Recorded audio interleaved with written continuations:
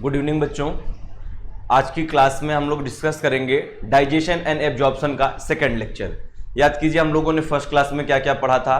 सबसे पहले जब हमने वहाँ पे स्टार्ट किया था तो हमने आपको फूड के बारे में बताया था कि फूड हमारी बेसिक रिक्वायरमेंट होती है और इसमें के जो केमिकल सबस्टेंसेस पाए जाते हैं उसको न्यूट्रिएंट्स कहते हैं। और न्यूट्रिएंट्स को मैंने बताया था टू टाइप के होते हैं, एक मैक्रो न्यूट्रिएंट्स और माइक्रो न्यूट्रिएंट्स। फिर इसके बाद हम लोगों ने बात की थी एलिमेंट्री कैनाल और डाइजेस्टिव ग्लैंड की। एलिमेंट्री कैनाल में हमने आपको क्या क्या बताया था, माउथ बताया था, बकल कैविटी, फिर बकल कैविटी के बाद असोफेगस, फिर स्टमक और स्टमक के बाद इंटेस्टाइन। क्लियर है। इंटेस्टाइन के कितने पार्ट हम लोगों ने बात की थी, वहां पे दो पार्ट की बात की थी, एक स्मॉल इंटेस्टाइन और एक लार्ज इंटेस्टाइन। क्लियर है। बकल कैविटी में हम लोगों ने किस किस चीज की बात की थी कि यहाँ क्या क्या पढ़ना है अपने को, हमने बताया था यहाँ पे अपने को पढ़ना है पैलेट, फेरिंग्स, टंग और टीथ। क्या क्या बताया, पैलेट, फेरिंग्स, टंग और टीथ। इसकी स्टडी अपने को कहाँ करनी है, बकल कैविटी में। और बकल कैविटी को ही हमने बताया था इसमें दो रीजन होते हैं, एक वेस्टिब्यूलर रीजन होता है और एक होता है ओरल कैविटी का रीजन। ये सब हमारी बातें हो गई थी। ठीक है। एसोसिएटेड डाइजेस्टिव ग्लैंड में भी हमने आपको बताया था कि एक होता है सलेवरी ग्लैंड जो आपके माउथ में पाया जाता है, एक लीवर और एक गाल ब्लैडर और एक पेनक्रियास। क्लियर है। इतनी बातें हम लोगों ने की थी। देखिए आज की क्लास हम लोग स्टार्ट करते हैं, लेकिन इससे पहले जितना पढ़ाया गया है आप सभी लोग रिवीजन कर लें, क्योंकि बेटा रिवीजन जब आप करते रहेंगे बीच बीच में तो आपका क्या होगा, यहाँ पे बिल्कुल वर्डन नहीं आएगा, क्योंकि जैसे जैसे सिलेबस आगे बढ़ता जाएगा आपके ऊपर वर्डन बढ़ता चला जाएगा। क्लियर है। इसलिए आप लोग इतना फोकस रहिए कि जितना डेली पढ़ाया जाए उसको डेली तैयार कर लीजिए और रिवाइज करके तब क्लास स्टार्ट कीजिए। ठीक है। आइए स्टार्ट करते हैं हम लोग डाइजेशन एंड एब्जॉर्प्शन का सेकंड लेक्चर। और हम लोगों ने वहाँ पे पैलेट की बात कर ली थी और आज की क्लास में हम लोग स्टार्ट करेंगे फेरिंग्स।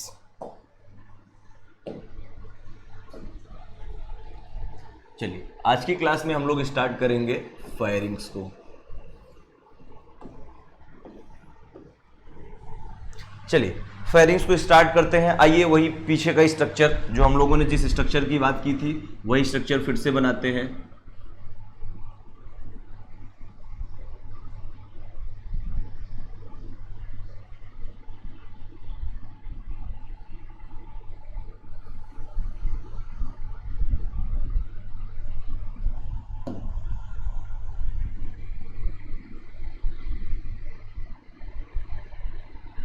चलिए ये स्ट्रक्चर की बात हम लोगों ने पिछली क्लास में की थी। आइए इसी स्ट्रक्चर को समझते हैं।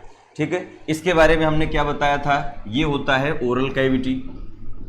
क्या बताया था हमने इसको, ओरल कैविटी बताया था। और ओरल कैविटी का जो यहाँ पे सरफेस, यहाँ पे जो इसका फ्लोर का पार्ट होता है, फ्लोर पे क्या प्रेजेंट होता है, पैलेट प्रेजेंट होता है।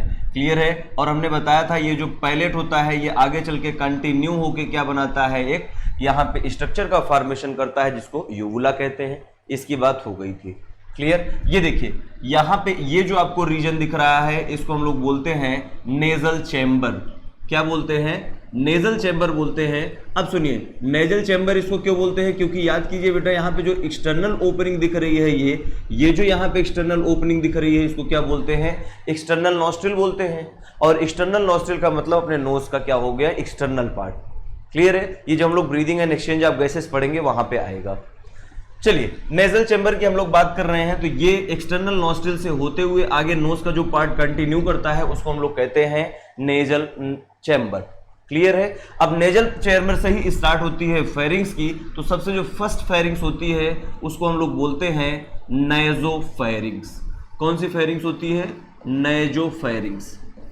क्लियर है। नाइजोफेरिंग्स। अच्छा स्ट्रक्चर को समझने से पहले एक चीज मैं आपको बता देता हूं कि फेरिंग्स के कितने पार्ट होते हैं, है ना। तो पहला पार्ट जो इसका होता है वो होता है नाइजोफेरिंग्स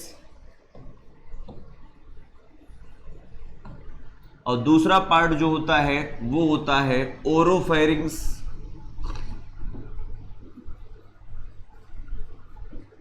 और लास्ट पार्ट जो होता है उसको हम लोग बोलते हैं लैरिंगोफेरिंग्स।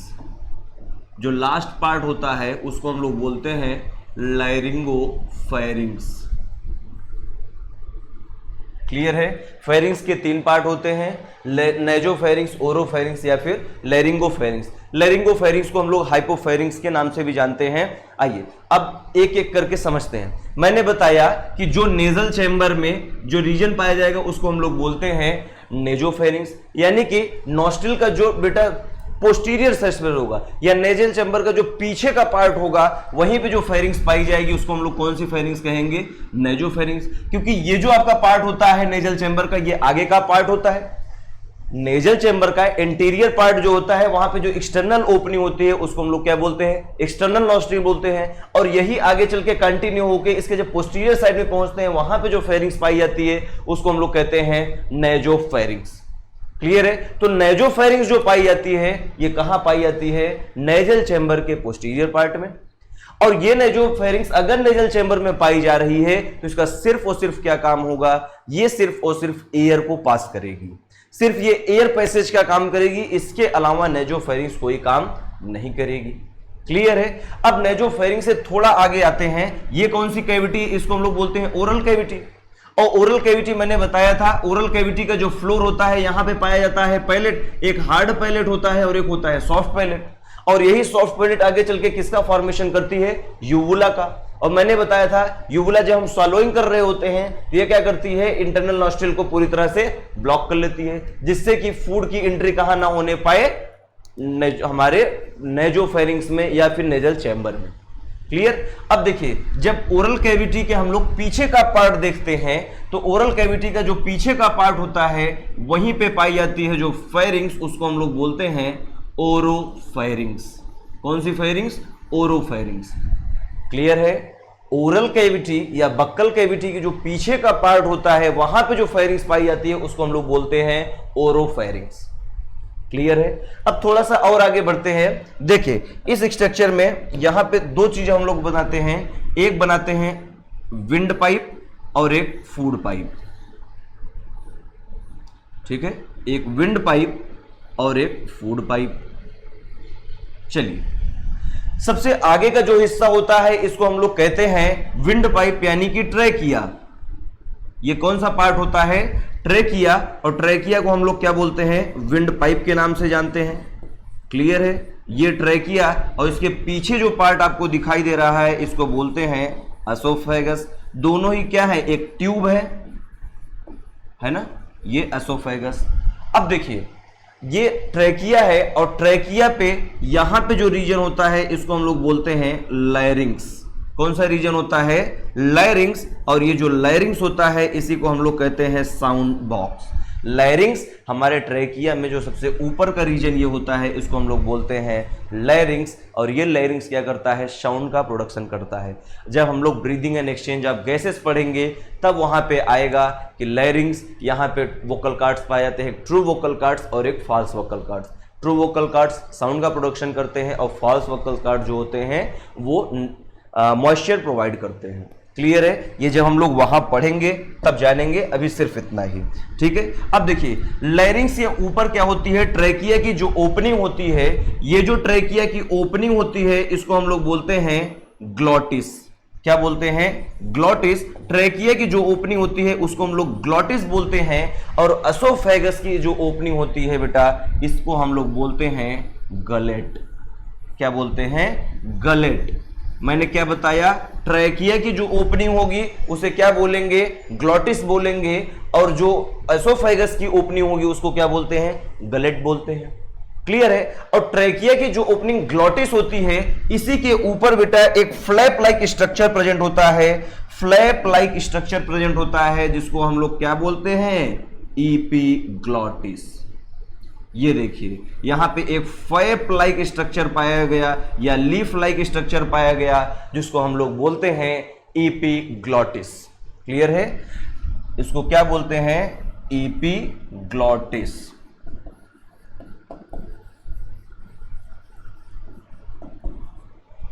क्लियर? ये जो ग्लॉटिस के ओपनिंग पे जो यहां पे फ्लैक लाइक या लीफ लाइक स्ट्रक्चर पाई गई उसको हम लोग क्या बोलते हैं? ईपीग्लॉटिस। अब देखिए इस ईपीग्लॉटिस को बताने का क्या मतलब था समझिए।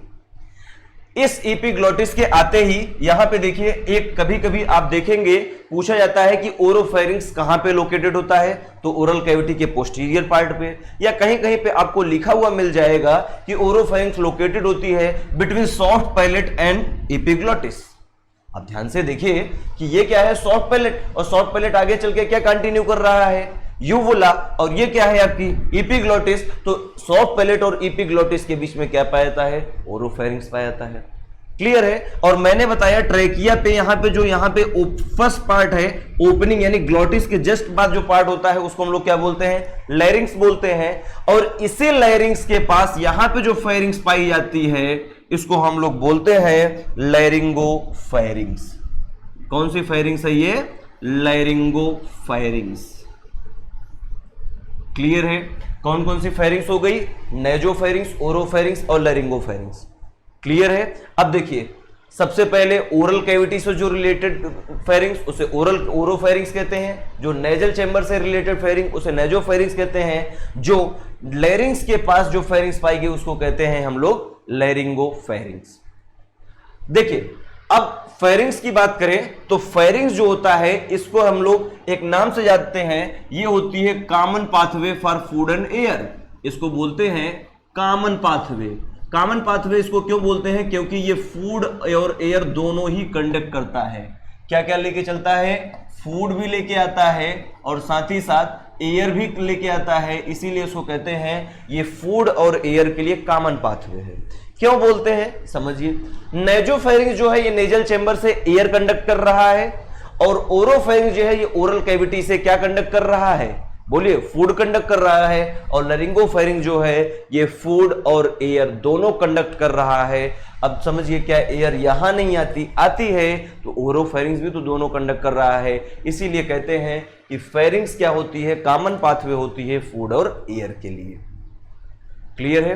आइए नेजोफेरिंग्स के बारे में क्या क्या बताया हमने। सबसे पहले ये किससे रिलेटेड होता है, रिलेटेड होता है नेजल चैम्बर से। किससे रिलेटेड होता है, नेजल चैम्बर से। और नेजल चैम्बर से रिलेटेड होने के साथ साथ ये कहां पाया जाता है, बोलिए, behind nasal chamber. Nasal chamber के पीछे वाले रीजन पे पाया जाता है नेजोफेरिंग्स। क्लियर है। अब नेजोफेरिंग्स का काम क्या होता है, एयर कंडक्ट करता है। क्या करता है, पैसेज ऑफ एयर।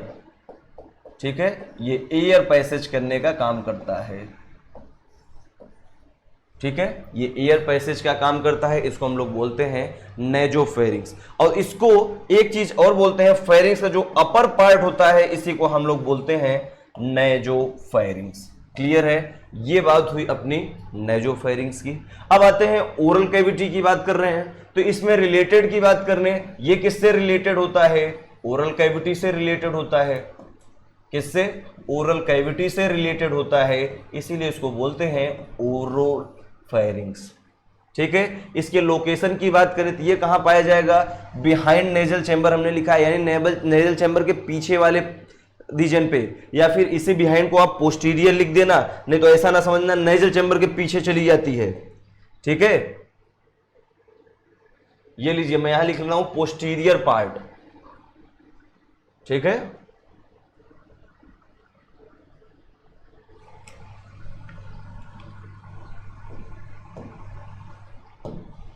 मैं यहां लिख दे रहा हूं पोस्टीरियर पार्ट।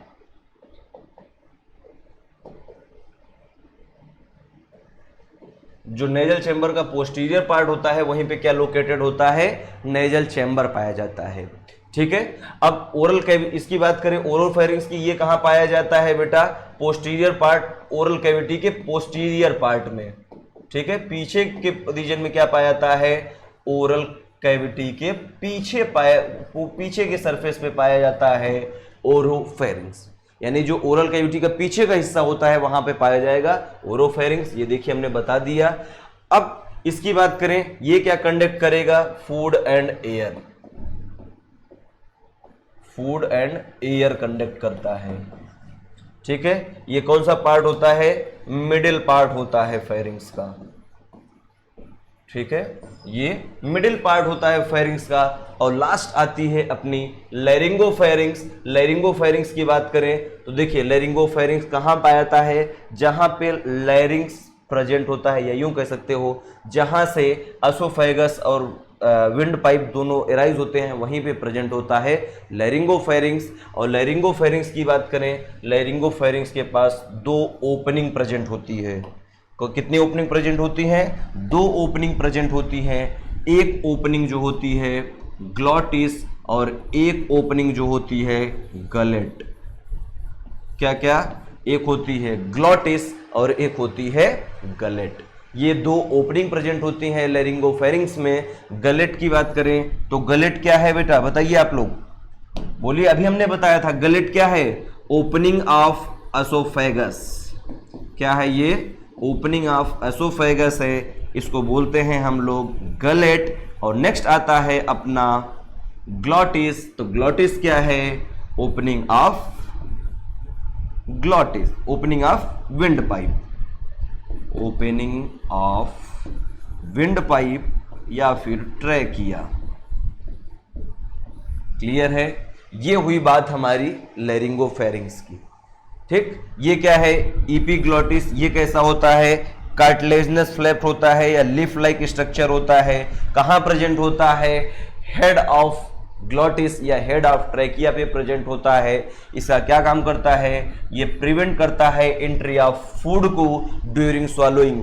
जब हम स्वॉलोइंग कर रहे होते हैं तो ये इपीग्लॉटिस क्या करता है, आप ऐसे समझिए, ये हमारी क्या है बेटा, विंड पाइप है या ट्रैकिया है। अब जैसे ही फूड यहां से आएगा तो यहां आने के चांसेस होंगे, इसीलिए यहां पे पाया जाता है इपीग्लॉटिस। जैसे ही फूड आता है तुरंत ये क्या कर देती है, ग्लॉटिस को कवर कर लेती है, जिससे एंट्री ऑफ फूड को प्रिवेंट कर देती है, ग्लॉटिस में फूड ना जाने पाए। इसीलिए आपने सुना होगा कि बड़े बुजुर्ग कहते हैं कि खाना खाते समय कभी भी बात नहीं करनी चाहिए, क्योंकि बेटा अगर आप खाना खाते समय बात कर रहे हैं, साउंड का प्रोडक्शन कौन करता है? लैरिंग्स। और लैरिंग्स जब साउंड का प्रोडक्शन करेगा, ऐसे में आपको इपीग्लॉटिस को ओपन होना पड़ेगा। और पता था दाल चावल गई हमारे ट्रैकिया में, और ट्रैकिया इस बात को कतई बर्दाश्त नहीं करेगी, क्योंकि वहां पे पाए जाते हैं म्यूकस। वो तुरंत मारेंगे धाड़ से, लात जूता मार के उसको दाल चावल को बाहर करेंगे। अब वो दाल चावल कहां से बाहर होगा आपके?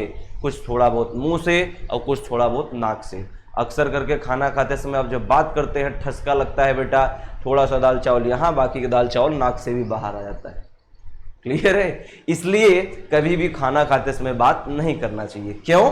क्योंकि बेटा इपीग्लॉटिस ओपन हो जाती है और आप स्वॉलोइंग कर रहे हैं तो फूड यहाँ पे जाने के चांसेस बढ़ जाते हैं। क्लियर? इपीग्लॉटिस क्या करती है? कवर करती है किसको? ग्लॉटिस को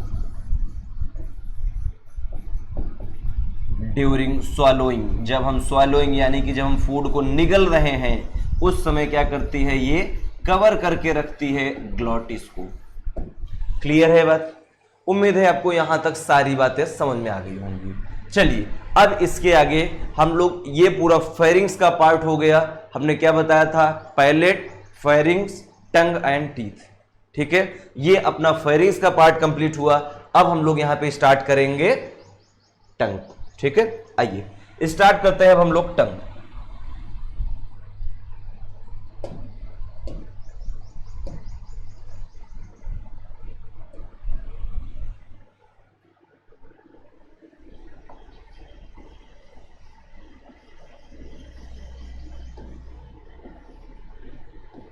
चलिए आइए टंग को स्टार्ट करते हैं। इसको पहले फिगर से समझ लीजिए, फिर थोड़ा सा आसान हो जाएगा आपके लिए।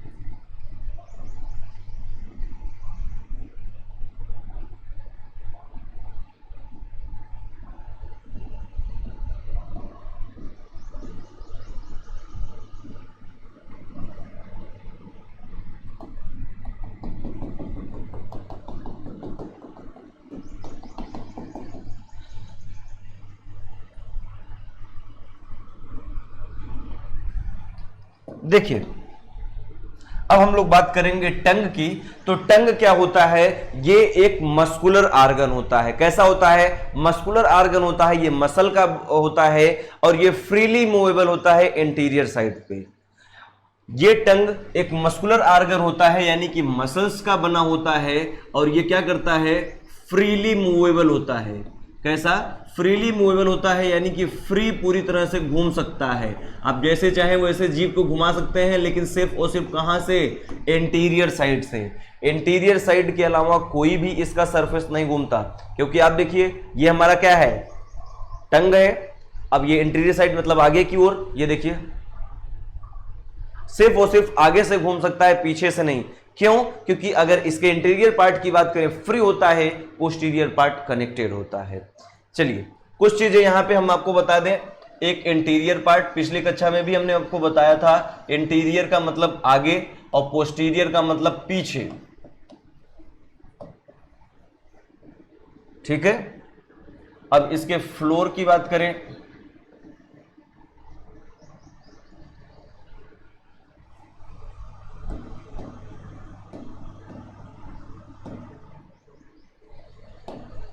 चलिए सरफेस की बात करते हैं। सुनिए, हमने यहां 3 पार्ट लिखा है, एक इंटीरियर, एक पोस्टीरियर और एक सरफेस का पार्ट। सुनिए, इंटीरियर का मतलब आगे की ओर और पोस्टीरियर का मतलब पीछे की ओर। सरफेस की बात कर रहे हैं यानी कि ये फ्लोर और ये क्या हो जाएगी, सरफेस हो जाएगी। क्लियर है। देखिए अब यहां पे इंटीरियर पार्ट की बात करें तो इसका जो इंटीरियर पार्ट होता है बेटा पूरी तरह से फ्री होता है, ये मूवेबल होता है, आसानी से मूव कर सकता है। तो इंटीरियर पार्ट कैसा हो जाता है, फ्री हो जाता है। लेकिन इसका जो पोस्टीरियर पार्ट होता है टंग का, वो मूवेबल नहीं होता है, क्योंकि वो कनेक्टेड होता है। कहां से कनेक्टेड होता है, यहां पे एक बोन पाई जाती है यू शेप, जिसको बोलते हैं हम लोग हायोड बोन। क्या बोलते हैं, हायोड बोन। और हमारी जो टंग होती है पीछे के साइड से कनेक्टेड होती है हायोड बोन से। क्लियर। इसीलिए पीछे की इसकी साइड कभी भी घूम नहीं सकती। इंटीरियर पार्ट कनेक्टेड होता है, कि इंटीरियर पार्ट फ्री होता है, लेकिन पोस्टीरियर पार्ट कनेक्टेड होता है किससे, हायोड बोन से कनेक्टेड होता है। ठीक है, हायोड बोन से कनेक्टेड होता है। अब इसके बात करते हैं हम लोग सरफेस की। अब सरफेस की बात करें तो सरफेस जो होता है इसका, इसके आप अपने टंग को उठा के देखेंगे तो सरफेस भी तो अटैच होता है। सरफेस जो होता है ये अटैच होता है ओरल कैविटी के फ्लोर से। किससे, ओरल कैविटी के फ्लोर से अटैच होता है। इसीलिए इसका जो हिस्सा होता है आप देखेंगे, इंटीरियर पार्ट जो होता है, इंटीरियर पार्ट पूरी तरह से मूव कर सकता है, क्योंकि इंटीरियर पार्ट पूरी तरह से नहीं अटैच होता। 1/3 पार्ट फ्री होता है, बाकी का पार्ट अटैच होता है। ठीक है, चलिए तो सरफेस की बात करें, अटैच होता है फ्लोर ऑफ ओरल कैविटी से। ओरल कैविटी की जो फ्लोर होती है उससे अटैच होती है tongue, attach with floor of oral cavity. ठीक है, अब देखिए फ्लोर ऑफ ओरल कैविटी से अगर अटैच कर रहा है तो कोई तो अटैच करने वाला होगा। भाई पोस्टीरियर पार्ट अटैच है किसके थ्रू, हायोड बोन के थ्रू।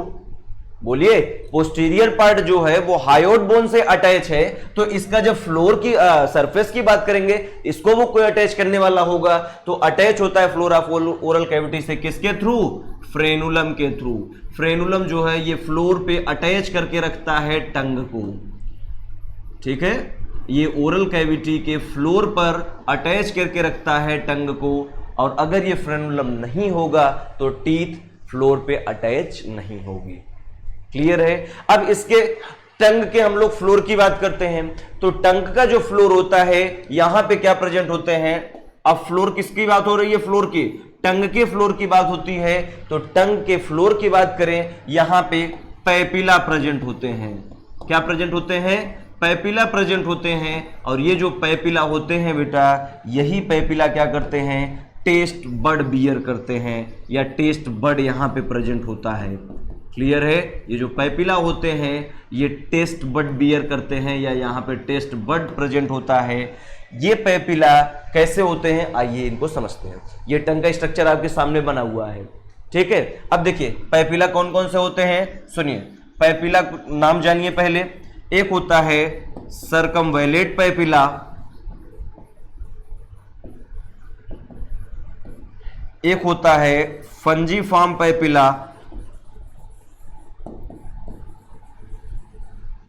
और एक होता है फिलीफॉर्म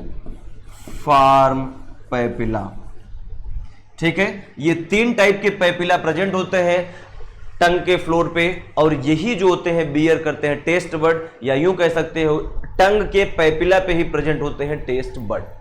ठीक है, आइए ये आपको बेटा यहां पे जो स्ट्रक्चर दिख रहा है, ये राउंडेड राउंडेड बड़े बड़े जो स्ट्रक्चर दिख रहे हैं, इनको हम लोग कहते हैं सर्कमवैलेट पैपिला। ये कौन से पैपिला हो गए? सर्कमवैलेट पैपिला हो गया।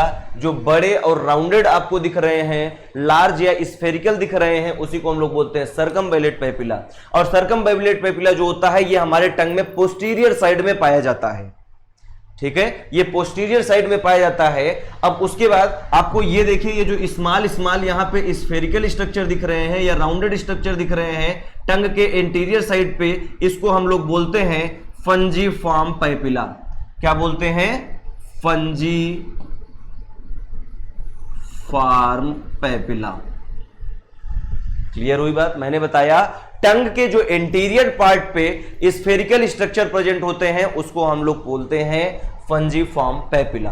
अब फंजीफॉर्म पैपिला के बाद यहां पे देखिए टंग के बीच बीच में ये आपको थ्रेड लाइक स्ट्रक्चर दिखाई दे रहे हैं। ये जो थ्रेड लाइक स्ट्रक्चर होते हैं इसी को हम लोग बोलते हैं फिलीफॉर्म पैपिला। ये कौन से पैपिला हैं? फिलीफॉर्म। तो तीनों पैपिला हो गए, सर्कमवैलेट, फंजीफॉर्म और फिलीफॉर्म पैपिला। सर्कमवैलेट के बारे में क्या बताया हमने? ये लार्ज साइज के होते हैं और स्फेरिकल होते हैं। ये लार्ज होते हैं और साथ ही साथ कैसे होते हैं? स्फेरिकल होते हैं। और कहां लोकेटेड होते हैं बेटा? टंग के पोस्टीरियर साइड पे। कहां पाए जाते हैं? ये पोस्टीरियर साइड पे पाए जाते हैं। फिर आता है फंजीफॉर्म पैपिला। कैसे होते हैं? स्मॉल होते हैं और राउंडेड होते हैं। स्मॉल और राउंडेड होते हैं। और फिलीफॉर्म पैपिला कैसे होते हैं? ये थ्रेड लाइक होते हैं। कैसा बताया हमने? ये थ्रेड लाइक स्ट्रक्चर होते हैं जिसको हम लोग बोलते हैं फिलीफॉर्म पैपिला। क्लियर हुई यहां तक सबकी बात? अब जब यहां पे तीनों पैपिला की बात आ गई तो यहीं पे तो टेस्ट बड भी प्रेजेंट होते हैं अपने। क्या बताया हमने कि जो पैपिला होती है, पैपिला पे ही क्या प्रेजेंट होती है? टेस्ट बड प्रेजेंट होती है। तो आइए टेस्ट बड को भी देखते हैं, कौन कौन से टेस्ट बड कहां पाए जाते हैं। देखिए, सबसे पहले आते हैं हम लोग टंग के इंटीरियर साइड पे या फिर बिल्कुल टिप की बात कर रहे हैं। तो जो टिप होता है टंग का, यहां पे जो टेस्ट बड प्रेजेंट होता है उसको हम लोग कहते हैं स्वीट। कौन सा? स्वीट। स्वीट यानी कि जैसे ही हम मीठे को खाते हैं वो तुरंत हमारा जो इंटीरियर साइड होता है वही बताता है कि यहां पे क्या प्रेजेंट है? स्वीट बड प्रेजेंट है।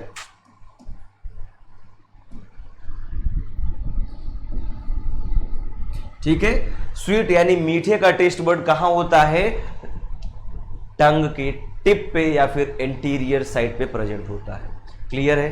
थोड़ा सा और आगे बढ़ो तो यहां पे जो ये रीजन होता है स्वीट के जस्ट बगल, ये कौन सा रीजन होता है? सॉर। कौन सा? सॉर होता है, सॉल्ट नहीं। सॉल्ट इसके जस्ट ऊपर होता है। ये जो रीजन होता है ये कौन सा रीजन होता है? सॉल्ट का रीजन होता है। ठीक है, साल्ट और सॉर में आप भी अंतर जानते हैं। ठीक है, सॉर यानी कि नमकीन और सॉल्ट मतलब खट्टा। ठीक है, पीछे थोड़ा सा चलो, ये जो रीजन होता है इसको हम लोग कहते हैं बिटर। बिटर मतलब कड़वा। क्या? कड़वा। ये इतने टेस्ट बड पाए जाते हैं अपने टंग पे। क्या क्या बताया हमने? स्वीट सबसे टिप पे पाया जाता है, सॉर बगल में पाया जाता है, स्वीट के जस्ट बगल। थोड़ा सा और बगल में चलोगे उसके या पीछे के साइड बढ़ते जाओगे वहां पे साल्ट, और सबसे लास्ट में क्या पाया जाएगा? बीटर। इतने टेस्ट बड होते हैं कहां पे? टंग पे। अब देखिए टंग पे क्वेश्चन पूछे जाने के चांसेस कहां से हैं? सबसे ज्यादा क्वेश्चन पूछे जाने के चांसेस कहां से हैं? आपके फ्रेनुलम से। क्वेश्चन सबसे ज्यादा बनेगा तो यहीं से बनने के चांसेस है, बाकी और कहीं से बने या ना बने, एक यहां से बन सकता है या फिर ये। और इसमें ऐसा तो कुछ है नहीं बनने लायक, बनेगा यहाँ पे क्वेश्चन तो फ्रेनुलम। फ्रेनुलम जो है टंग का ये एमसीक्यू क्वेश्चन है, यहीं से क्वेश्चन ज्यादा बनने के चांसेस हैं क्योंकि फ्रेनुलम आपके एनसीईआरटी का टर्म है। क्लियर है? आइए अपना क्या क्या complete? Mouth complete, buccal cavity में पैलेट हो गया, फेरिंग्स हो गई, टंग हो गया। अब हम लोग पढ़ेंगे यहां पे टीथ के बारे में। चलिए अब हम लोग स्टार्ट करते हैं यहां पे नेक्स्ट टीथ।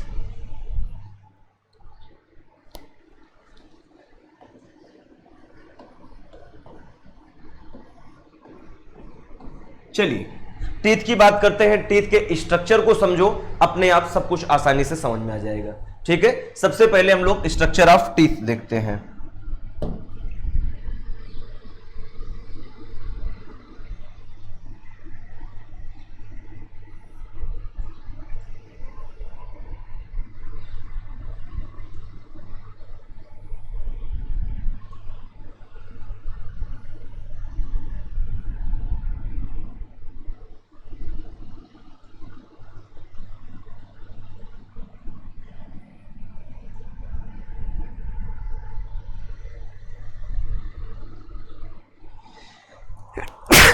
सॉरी,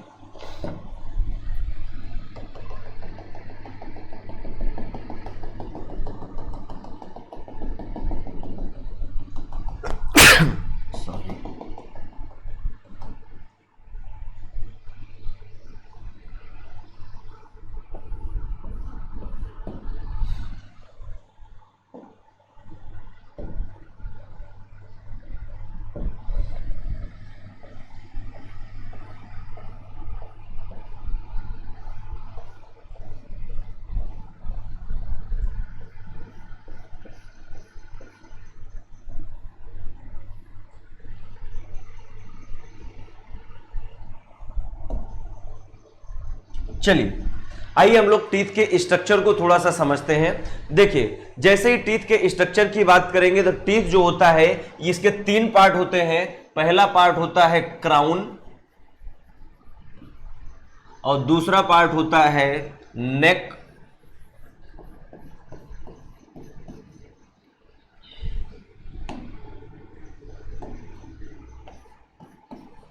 और थर्ड पार्ट होता है जिसको हम लोग बोलते हैं रूट। ये 3 पार्ट से अपनी टीथ मिलके बनी होती है, क्राउन, नेक और रूट। आइए एक एक चीज को समझते हैं। सबसे पहले चीज क्राउन की बात करें तो क्राउन जो आउटर पार्ट होता है टीथ का या जो आउटसाइड द गम होता है, जो विजिबल पार्ट होता है, जो हमको दिखाई देता है टीथ का, उसे हम लोग कहते हैं क्राउन। ये कौन सा पार्ट होता है? क्राउन का पार्ट होता है, यानी कि जो हमें कौन सा विजिबल पार्ट होता है, ये एक्सपोज्ड पार्ट होता है टीथ का, उसको हम लोग बोलते हैं क्राउन। और यही वो हिस्सा है जो अपने को बेटा गम के ऊपर से दिखाई देता है, उसी को हम लोग क्या बोलते हैं? क्राउन बोलते हैं। ठीक है, क्राउन के बाद नेक्स्ट पार्ट आता है नेक। अब ये नेक क्या होता है सुनिए। नेक का मतलब होता है जो हमारे गम से सराउंडेड होता है। भाई गम का मतलब क्या है? टीथ को देखो, टीथ के बाद जो यहां पे ब्राउन ब्राउन स्ट्रक्चर दिख रहा है जहां पे टीथ जाके इंसर्टेड है, उसे क्या बोलते हैं? गम। और गम जो होता है अपना, ये क्या है? ये टीथ का गम होता है। ये किसको सॉरी नेक जो होता है सराउंडेड होता है गम से। क्लियर है? ये नेक रीजन होती है। और लास्ट ये जो यहां से लेके यहां तक का पार्ट होता है, इसको हम लोग बोलते हैं रूट। कौन सा? रूट बोलते हैं इसके।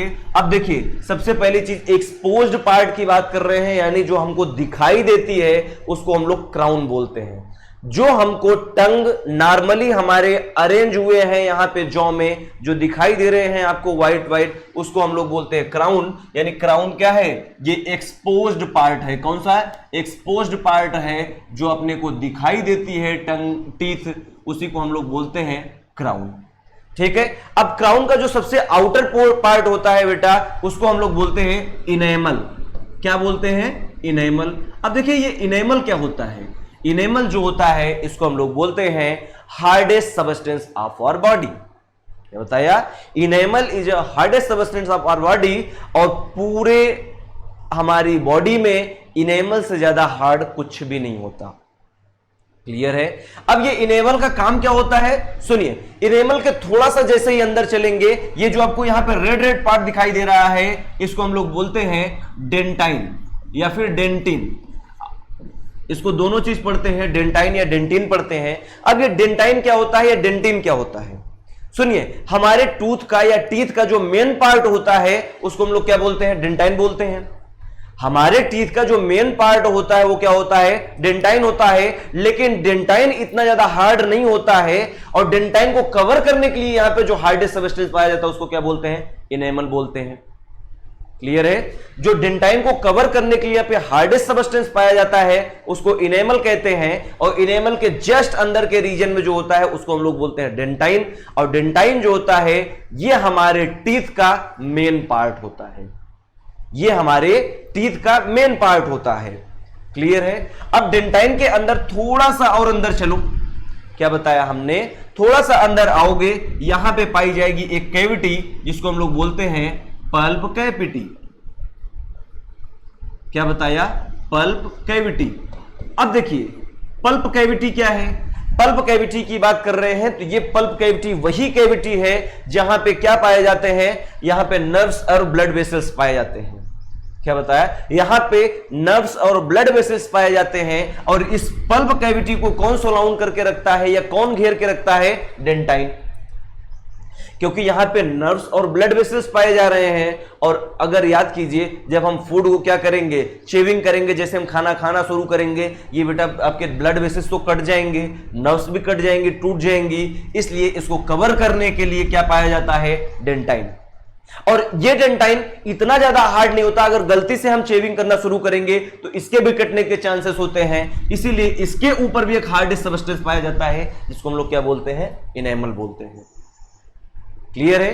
तो ये क्या हुई, पल्प कैविटी। और पल्प कैविटी में क्या क्या पाई जाती है, यहां पे नर्व्स और ब्लड वेसल्स पाई जाती हैं। क्या पाई जाती हैं, नर्व्स भी प्रेजेंट होती हैं और साथ ही साथ ब्लड वेसल्स भी प्रेजेंट होती हैं। याद कीजिए, अरे भाई नर्व्स प्रेजेंट है तभी तो आपके टीथ में अगर ऐसे कोई थोड़ा सा मारे तो आपको दर्द तो होता है ना, टीथ में आप ऐसे ऐसे करके देखो थोड़ा थोड़ा दर्द होगा, क्यों, क्योंकि वहां पे क्या प्रेजेंट है, नर्व्स और ब्लड वेसल्स प्रेजेंट है। ठीक है? अब समझिए इस बात को, ये नर्व्स और ब्लड वेसल्स आगे जाके पल्प कैविटी जो है, आगे यही पल्प कैविटी फॉर्मेशन करती है किसका, रूट कैनाल का। रूट कैनाल का मतलब होता है जो रूट इंबेडेड होगी जाके कहां पे, हमारे जॉ बोन में या सॉकेट में जो आ जाके इंबेडेड होगी उसको हम लोग क्या बोलेंगे, रूट कैनाल या रूट। क्लियर है? अब यहां पे आप देखिए, यहां पे एक डार्क पार्ट हमने बनाया है, ये जो आपको डार्क पार्ट दिख रहा है इसको हम लोग बोलते हैं सीमेंटम। क्या बोलते हैं, सीमेंटम बोलते हैं। यहां पे जो डार्क पोर्शन आपको ये दिख रहा है इसको हम लोग बोलते हैं सीमेंटम। अब ये सीमेंटम क्या काम करता है, सुनिए, सीमेंटम जो होता है इसका काम होता है ये रूट के पार्ट को सराउंड करके रखता है, या रूट के पार्ट को प्रोटेक्ट करके रखने का काम किसका होता है, सीमेंटम का। और जो सीमेंटम होता है, इसी सीमेंटम के पास दो टाइप के सेल पाए जाते हैं, एक होता है अमीलोब्लास्ट सेल और एक होता है ओडोंटोब्लास्ट सेल।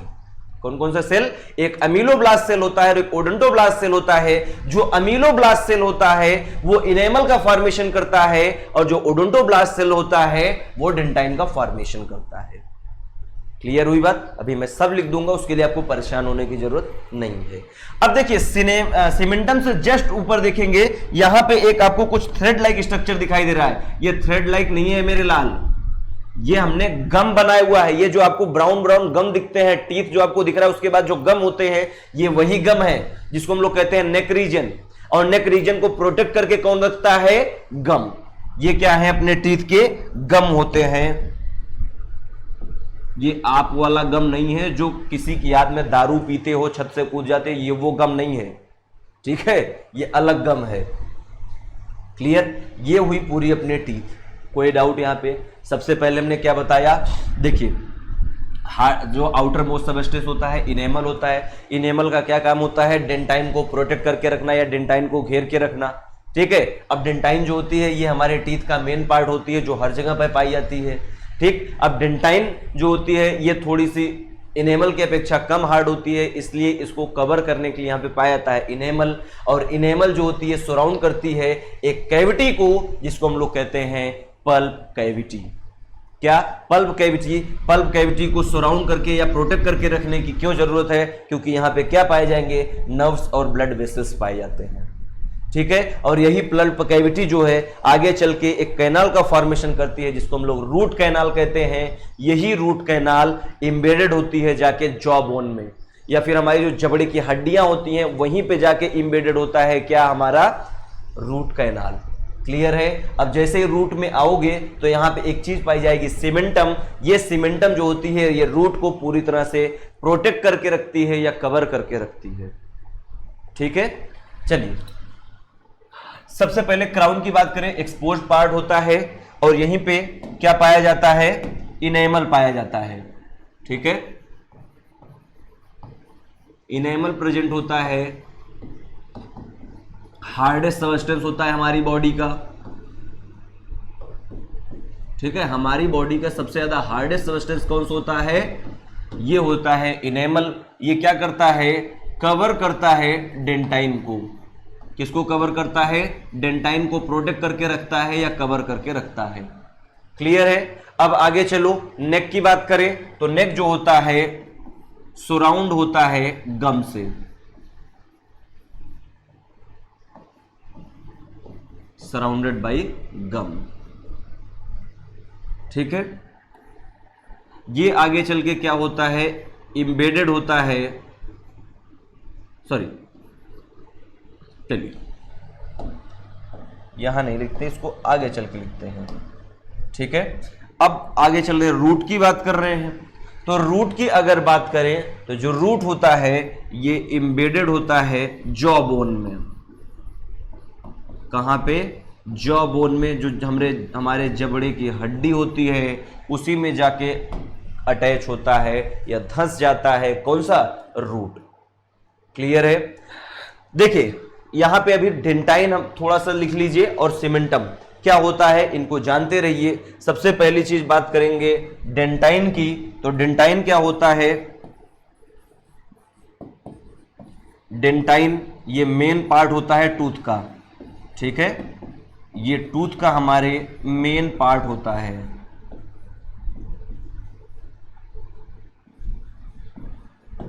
टूथ का ये मेन पार्ट होता है और सराउंड्स करता है पल्प कैविटी को।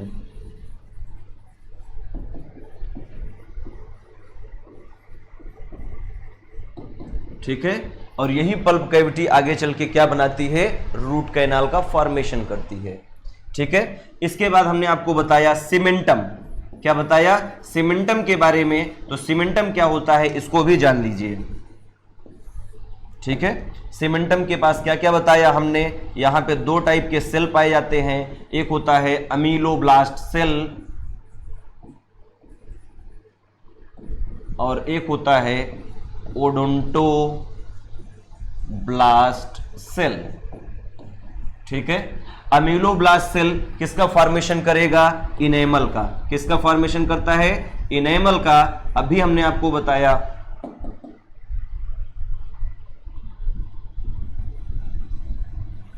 और ओडोंटोब्लास्ट सेल है किसका फॉर्मेशन करता है, ये डेंटाइन का फॉर्मेशन करता है।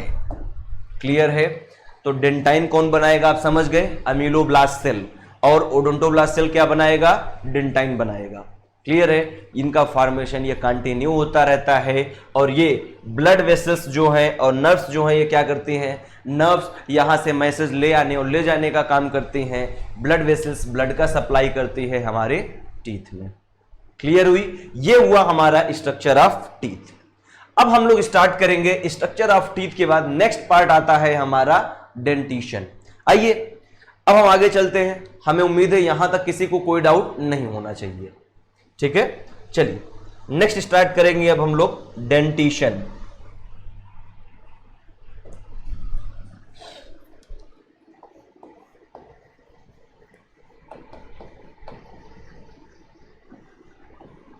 चलिए डेंटिशन को स्टार्ट करते हैं। इससे पहले देखिए डेंटिशन का मतलब क्या होता है, अरेंजमेंट ऑफ टीथ की बात हो रही है यहां पे।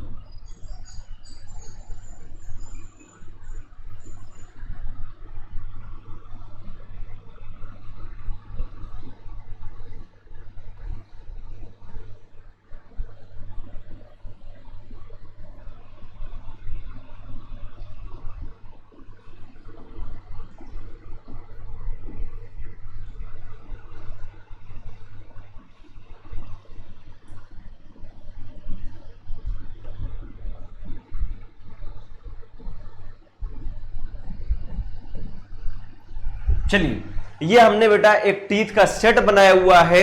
ये यहां से देखिए हमने इसको डिवाइड किया हुआ है हाफ, जिसको हम लोग बोलते हैं हाफ जॉ।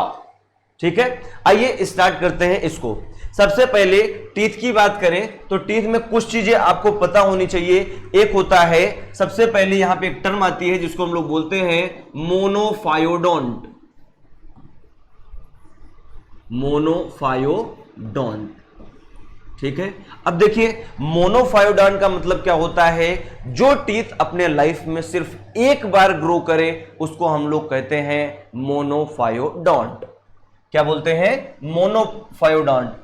क्या बताया हमने? Teeth appear only once in life. ठीक है, हमारी लाइफ में सिर्फ एक बार जो टीथ ग्रो करे उसको हम लोग कहते हैं मोनोफायोडोंट। ठीक है, अभी मैं यहां इसका नाम नहीं लिख रहा हूं, ये आप समझ लेंगे तब लिखूंगा, ऐसे डायरेक्ट लिखने से आपके लिए कोई मतलब नहीं होगा। ठीक है, नेक्स्ट आती है डाई फायोडोंट। ठीक है, डाईफायोडोंट का मतलब क्या होता है? टीथ जो है अपीयर हो लाइफ में दो बार। Teeth appear twice in life, जो हमारी लाइफ में दो बार ग्रो करें उसको हम लोग कहते हैं डाईफायोडोंट। ठीक है, इसके बाद एक और चीज आती है जिसको हम लोग बोलते हैं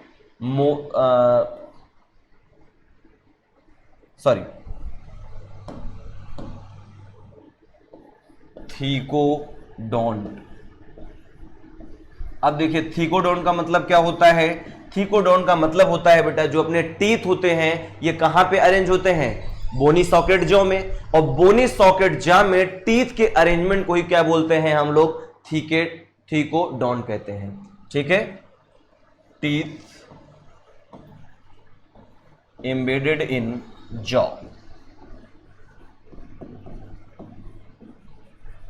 ठीक है, बोनी सॉकेट जॉ में जो हमारे टीथ अरेंज होते हैं, एम्बेडेड होते हैं, इसी को हम लोग कहते हैं थीकोडोंट। और लास्ट आता है आपका हेट्रोडोंट। क्या होता है? हेट्रोडोंट। हेट्रोडोंट की बात करें तो डिफरेंट टाइप ऑफ हमारे अंदर टीथ पाए जाते हैं, इसी को हम लोग बोलते हैं हेट्रोडोंट। एक से अधिक टाइप के टीथ पाए जाए उसको हम लोग बोलेंगे हेट्रोडोंट। तो डिफरेंट टाइप के जो टीथ होते हैं उसी को हम लोग क्या बोलते हैं? हेट्रोडोंट बोलते हैं। ठीक है, डिफरेंट टाइप के जो टीथ होते हैं उसी को हम लोग बोलते हैं हेट्रोडोंट। अब देखिए डिफरेंट टाइप के टीथ कौन कौन से होते हैं अपने अंदर। एक होता है इंसीजर, एक इंसीजर होता है जिसको आई से रिप्रेजेंट करते हैं। दूसरा कैनाइन होता है जिसको सी से रिप्रेजेंट करते हैं। और नेक्स्ट होता है प्रीमोलर, जिसको पीएम से रिप्रेजेंट करते हैं। और लास्ट होता है मोलर, जिसको एम से रिप्रेजेंट करते हैं। ठीक है, इंसीजर, कैनाइन, प्रीमोलर और मोलर ये अपने टीथ होते हैं। इंसीजर को आई से रिप्रेजेंट करते हैं, कैनाइन को सी से रिप्रेजेंट करते हैं बच्चों, और प्रीमोलर को पीएम से और मोलर को एम से रिप्रेजेंट करते हैं। क्लियर है? अब आइए थोड़ा सा हम लोग डेंटल फार्मूला की बात करते हैं, इसके बाद मोनोफायोडोंट, डाईफायोडोंट आपको अपने आप समझ जाएगा। ठीक है, डेंटल फार्मूले की बात करें तो सुनिए, डेंटल फार्मूला क्या होता है? सुनिए, अपर हाफ जा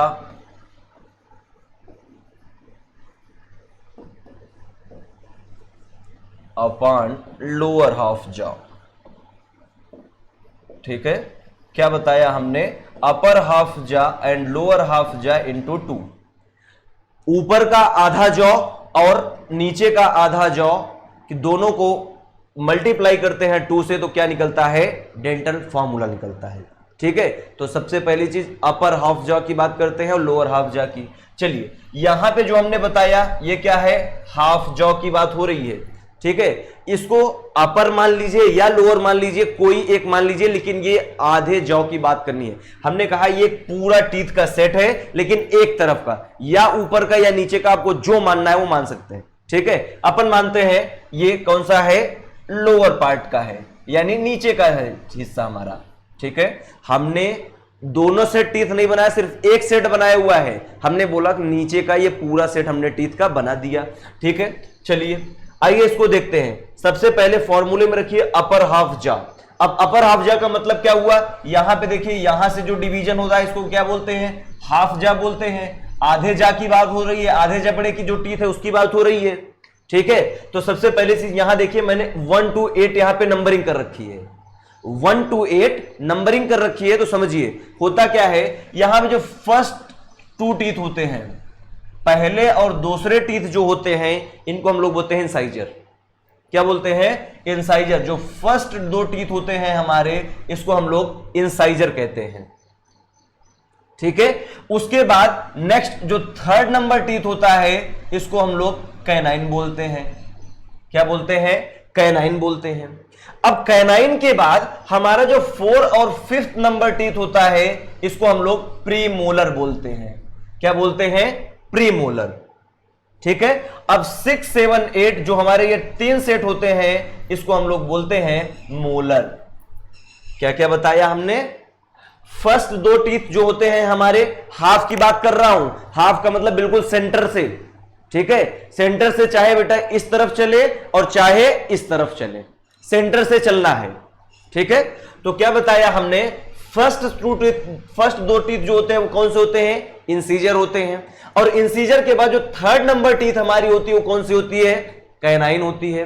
और कैनाइन के बाद 4th और 5th टीथ कौन से होते हैं हमारे, प्रीमोलर्स होते हैं। और लास्ट 3 सेट तो हमारे जो होते हैं 3 टीथ, 6, 7, 8, ये कौन से होते हैं, मोलर होते हैं। क्लियर है, अगर इस तरफ ये है ये अरेंजमेंट, तो सेम यही अरेंजमेंट तो इस तरफ भी है ना।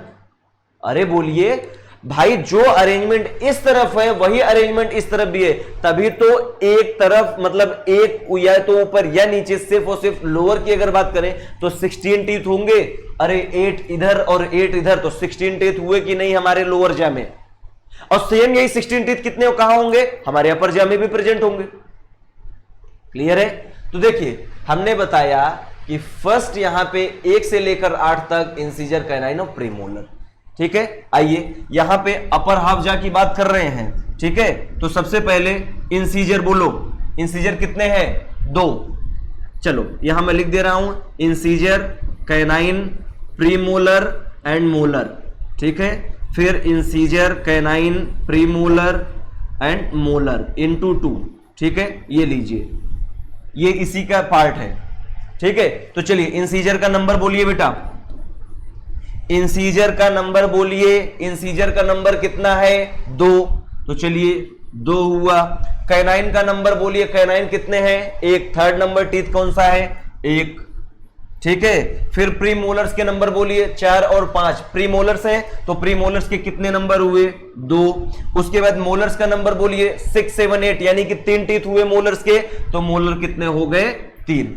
तो क्या बना हमारा, अपर हाफ जा क्या होता है, 2, 1, 2, 3। ठीक है, 2 इंसीजर, 1 कैनाइन, 2 प्रीमोलर और 3 मोलर होते हैं। क्लियर है, अब चलिए फिर सेम यही चीज इस तरफ भी बात करोगे, हाफ जा की बात कर रहे हैं या फिर अपर हाफ जा या फिर अब लोअर हाफ जा की बात करते हैं। अब यही चीज दूसरे जा में बात करोगे, जो ऊपर प्रेजेंट होगा वही नीचे प्रेजेंट होगा, तो 2, 1, 2, 3 तो हुआ। क्लियर है, सेम यही अरेंजमेंट, जो ऊपर वही नीचे के टीथ में भी प्रेजेंट होगा। ठीक है, मल्टीप्लाई कर दो 2 से, ये क्या आ जाएगा, ये हुआ आपका डेंटल फार्मूला। लेकिन समझिए, ये जो हमने डेंटल फार्मूला लिखा हुआ है, ये अडल्ट का डेंटल फार्मूला है। किसके लिए है, ये अडल्ट के लिए डेंटल फार्मूला है, ये चाइल्ड के लिए नहीं है। ठीक है, देखिए आपके एग्जाम में ये तक क्वेश्चन पूछा गया। अब सुनो, कुछ लोग मैथ इतना मत लगा देना कि 2, 1, 2, 3 अपॉन 2, 1, 2, 3 कट गए तो बचा 2। ये मैथ यहां पे नहीं चलती, ये मैथ नहीं है भाई, बायोलॉजी पढ़ रहे हो और बायोलॉजी में ये अरेंजमेंट दिखाया गया है, ना कि ये डिवाइड करोगे। अरेंजमेंट का मतलब ये ऊपर के टीथ का अरेंजमेंट दिखाया गया है और ये नीचे के टीथ का अरेंजमेंट दिखाया गया है। ठीक है, और सिर्फ हाफ जॉ की बात कर रहे हैं तो एक तरफ का आधा और ऊपर का, जैसे ऊपर और नीचे की बात कर रहे हैं आधे आधे की, तो ये ऊपर का हुआ और ये नीचे का हुआ। ठीक है, मल्टीप्लाई 2 से क्यों करते हैं, क्योंकि सिर्फ आधे की बात कर रहे हैं, अभी इधर आधा बचा हुआ है। ठीक है, इसलिए मल्टीप्लाई करते हैं 2 से। अब कैलकुलेट करके देख लो, 2 और 1 3, 2 5 3 8 हो गया, हुआ। अरे 2 + 1 3, 3 + 2 कितना हुआ, अरे 3 + 2 करोगे 6 आएगा, सॉरी 2 + 1 3, 3 + 2 5, 5 + 3 8 हुआ, 8 हुआ कि नहीं, 8 ये हुआ, 8 ये, कितना हो गया 16, 16 को मल्टीप्लाई करो बेटा 2 से, कितना हो जाएगा 32, ये हुआ बेटा 32 टीथ प्रेजेंट होते हैं अडल्ट में। क्लियर है। अब आइए चाइल्ड की बात करते हैं। देखिए चाइल्ड की बात करें तो सुनिए, अब आप ये पूरा समझ चुके हैं, ठीक है। आइए चाइल्ड की बात करें तो चाइल्ड का जो डेंटल फॉर्मूला होता है वो होता है 2102/2102 × 2। ये किसके लिए होता है, चाइल्ड के लिए। अब इतनी कहानी यहां करने की कोई जरूरत नहीं, आप इसको समझ चुके हो पूरा, ठीक है। चाइल्ड में होता क्या है, चाइल्ड के अंदर प्री मोलर्स अब्सेंट होते हैं। क्या बताया, प्री मोलर अब्सेंट होते हैं और लास्ट मोलर अब्सेंट होता है। ध्यान से देखिए यहां पे कितने मोलर हैं, 3 मोलर हैं। 6 7 8 अरेंजमेंट क्या है, ये मोलर्स की है। और यहां पे देखिए हमने लिखा 2 1 2 3, ये अडल्ट के लिए है, और चाइल्ड के लिए हमने लिखा 2 1 0 2, है ना। तो प्री मोलर तो अब्सेंट हो गया चाइल्ड में, और लास्ट मोलर भी चाइल्ड में अब्सेंट हो गया। ठीक है, तो कैलकुलेट करके देख लीजिए चाइल्ड में कितने टीथ हैं। 2 और 1 3, 2 5, 5 ऊपर 5 नीचे 10, और 10 × 2 20 हो जाएगा। ये 20 हुआ, ये हुआ 32। ठीक है, तो बच्चों में कितने टीथ पाए जाते हैं, 20 यानी 20 टीथ पाए जाते हैं। ठीक है, अब देखिए डिफरेंस कहां होता है हमारे में और चाइल्ड में। देखिए क्वेश्चन पूछा गया था 2017 नीट में एक क्वेश्चन, 2018 नीट में क्वेश्चन आया था कि एक डॉक्टर है, उसके पास हम बच्चे, एक छोटे से बच्चे को ले गए डेंटल चेकअप के लिए, और जब हम डेंटल चेकअप के ले गए तो डॉक्टर ने देखा कि बच्चे के टीथ में कुछ तो डिफरेंस है। अब क्या डिफरेंस है वही आपको बताना है। तो डिफरेंस क्या है बेटा, प्री मोलर्स और लास्ट मोलर का डिफरेंस है, क्योंकि प्री मोलर जो है चाइल्ड में अब्सेंट है और लास्ट मोलर भी अब्सेंट है, जबकि अडल्ट में प्रेजेंट है। क्लियर है। अब समझिए यहां पे प्री मोलर अब्सेंट है, प्री मोलर यहां पे बच्चों के अंदर नहीं पाया गया, यानी कि अब देखिए सबसे पहली चीज टीथ के ग्रो करने की बात करें, आफ्टर द 6 to 8 मंथ, जैसे ही बेबी का 6 से 8 महीने आफ्टर द डिलीवरी, बच्चे के जन्म के बाद 6 से 8 महीने का जब बच्चा पैदा होता है तो उसके अंदर टीथ का ग्रो होना शुरू हो जाता है। ठीक है, और जब टीथ ग्रो करते हैं तो यहां पे ये कितने हो जाते हैं, ये इतने टीथ टोटल ग्रो करते हैं। 6 ईयर तक के बच्चे में होते होते ये टीथ पूरी तरह से कंप्लीट 20 टीथ ग्रो कर चुके होते हैं। ठीक है, कंप्लीट 20 टीथ ग्रो कर चुके होते हैं 6 ईयर तक के बच्चे में, और 6 साल तक का बच्चा जब हो जाता है तो ये टीथ 20 हो चुके होते हैं। तो प्री मोलर तो आया नहीं है बीच बच्चे में, और लास्ट मोलर तो आया नहीं हुआ है। क्लियर है। लेकिन क्या होता है, जैसे ही इसका 6 ईयर कंप्लीट होता है, 6 से 7 ईयर में इसके टीथ का रिप्लेसमेंट शुरू हो जाता है। क्या शुरू हो जाता है, रिप्लेसमेंट शुरू हो जाता है। और ये रिप्लेसमेंट का मतलब ये दो टीथ हैं ये टूट जाते हैं, और टूटने के बाद फिर से नए ग्रो करते हैं। क्या बताया, रिप्लेसमेंट शुरू होता है। तो जो फर्स्ट ग्रोइंग टीथ होते हैं, जो बच्चे के पैदा होने के 6 से 8 महीने बाद जो टीथ ग्रो करते हैं, उसको हम लोग कहते हैं फर्स्ट ग्रोइंग टीथ। इसको हम लोग नाम देते हैं मिल्क टीथ या फिर डेसिडुअस टीथ। ठीक है, यह हमारे एनसीईआरटी में लिखा गया है कि जो फर्स्ट ग्रोइंग टीथ होते हैं, फर्स्ट ग्रोइंग टीथ होते हैं, इसको हम लोग बोलते हैं मिल्क टीथ या फिर डेसिडुअस टीथ। क्या बोलते हैं, मिल्क टीथ या फिर डेसिडुअस टीथ। क्लियर है ये आपको सारी बातें। चलिए अब ये क्या होता है, यही टीथ रिप्लेस होते हैं परमानेंट टीथ से। किससे रिप्लेस होते हैं, परमानेंट टीथ से। जैसे ही 6 साल का बच्चा हो जाता है इसका रिप्लेसमेंट शुरू होता है। रिप्लेस किससे होता है, परमानेंट टीथ से। ठीक है, परमानेंट टीथ जब आने लगते हैं तो इसका क्या हो जाता है, रिप्लेसमेंट शुरू होता है। ठीक है। अब देखिए मैंने बताया बच्चे में प्री मोलर और लास्ट मोलर तो आया नहीं, और किसमें, अडल्ट में आया। इसका मतलब इसका रिप्लेसमेंट नहीं हुआ, प्री मोलर और लास्ट मोलर का अब यहां पर रिप्लेसमेंट नहीं हुआ। इसका मतलब प्री मोलर और लास्ट मोलर कितनी बार आए, सिर्फ एक बार आए। इसीलिए कहते हैं मोनोफायोडांट, जो टीथ अपीयर हो सिर्फ लाइफ में एक बार, उसको हम लोग कहते हैं मोनोफायोडांट। तो कौन कौन सा हुआ, ये होता है pre molars and last molar. Clear है, जो लाइफ में एक बार ग्रो करे उसको हम लोग कहते हैं मोनोफायोडांट। अगर मैं ये पहले बता देता तो आप यहां इसको समझ ही ना पाते। ठीक है, तो जो लाइफ में एक बार ग्रो करे उसको हम लोग कहेंगे मोनोफायोडांट। वो कौन से होंगे, प्री मोलर और लास्ट मोलर। ठीक है, अब देखिए नेक्स्ट है डाइफायोडांट। तो जो टीथ लाइफ में हमारे दो बार आएंगे उसको हम लोग कहेंगे डाइफायोडांट। तो चलिए, क्या बच्चे में इंसीजर आया हुआ है, जी हां आया हुआ है, वो रिप्लेस हुआ, अडल्ट में भी है। फिर उसके बाद कैनाइन की बात करें, कैनाइन क्या है, कैनाइन बच्चे में है, बिल्कुल है, अडल्ट में रिप्लेस होके आया। ठीक है, प्रीमोलर नहीं है, लेकिन लास्ट के ये 6, 7, 6वें और 7वें नंबर प्रीमोलर ग्रो कर गए हैं। यही ग्रो करने के बाद यहां रिप्लेस हुए दो, तीसरा तो बाद में आया। ठीक है, तो इसको क्या बोलते हैं, इसका एग्जाम्पल क्या होगा डाइफायोडांट का। डाइफायोडांट का जो एग्जाम्पल होगा वो होगा इंसीजर। ठीक है, इंसीजर हो जाएगा, canine and first and second molar. First and second molar. Clear है, क्योंकि लास्ट मोलर तो एक बार ग्रो करता है। क्लियर हुई बात सारी। उम्मीद है आपको टीथ पूरा समझ में आ गया होगा।